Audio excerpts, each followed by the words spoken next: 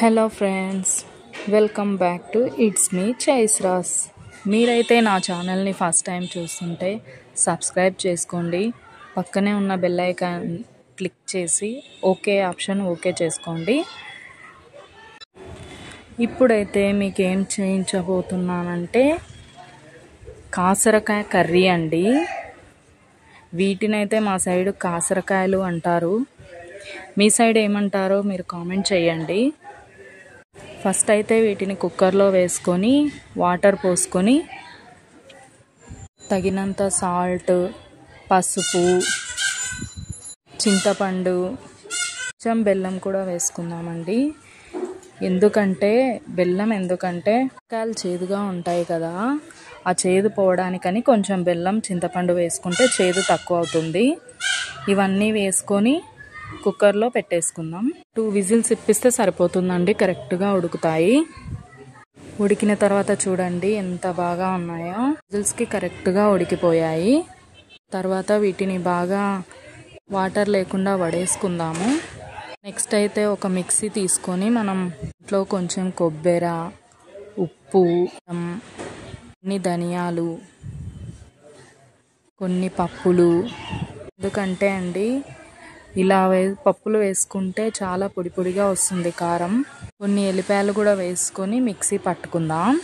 బాగా గ్రైండ్ అయ్యేదాకా మెత్తగా చేసుకుందాం. నెక్స్ట్ అయితే ఉల్లిపాయలు తీసుకుందామండి. మాకైతే ఈ ఉల్లిపాయలు సరిపోతాయి మేము చేసే క్వాంటిటీకి. వీటిని అయితే సన్నగా కట్ చేసుకుందాం.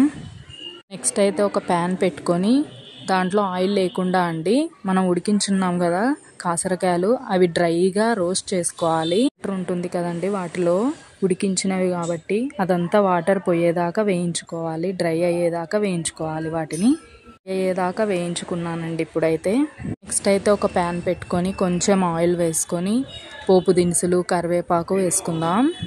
తర్వాత సన్నగా కట్ చేసిన ఉల్లిపాయలు వేసేసుకోవాలి. అవి ఫ్రై చేసుకోవాలి. తర్వాత కొంచెం పసుపు వేసుకోవాలండి, కలర్ బాగుంటుందని పసుపు వేసుకోవాలి కొంచెం. నెక్స్ట్ మనం డ్రై చేసుకున్నాం కదా కాసరకాయలు, అవి వేసుకొని కొంచెం వేయించుకుందాం. బాగా ఆయిల్లో ఫ్రై అవ్వాలండి. దగ్గరికి బాగా ఫ్రై అయ్యి చిన్నగా అయిపోతాయి, బాగా రోస్ట్గా అయిపోతాయి. అంత దాకా వేయించుకోవాలి మనమైతే. నెక్స్ట్ అయితే కొంచెం బెల్లం వేసుకుందామండి. ఎందుకంటే బెల్లం వేస్తే కొంచెం చేదు తగ్గుతుంది కదా అని కొంచెంగా వేసుకోవాలి. మరీ ఎక్కువ వేసుకుంటే స్వీట్ అయిపోతుంది కర్రీ, కాబట్టి కొంచెం వేసుకోవాలి, చేదు కనపడకుండా మనకి.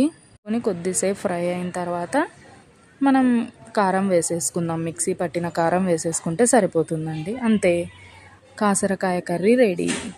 కర్రీ అయితే మీకు ఎలా నచ్చిందో కామెంట్ చేయండి. నచ్చితే లైక్ చేయండి, షేర్ చేయండి.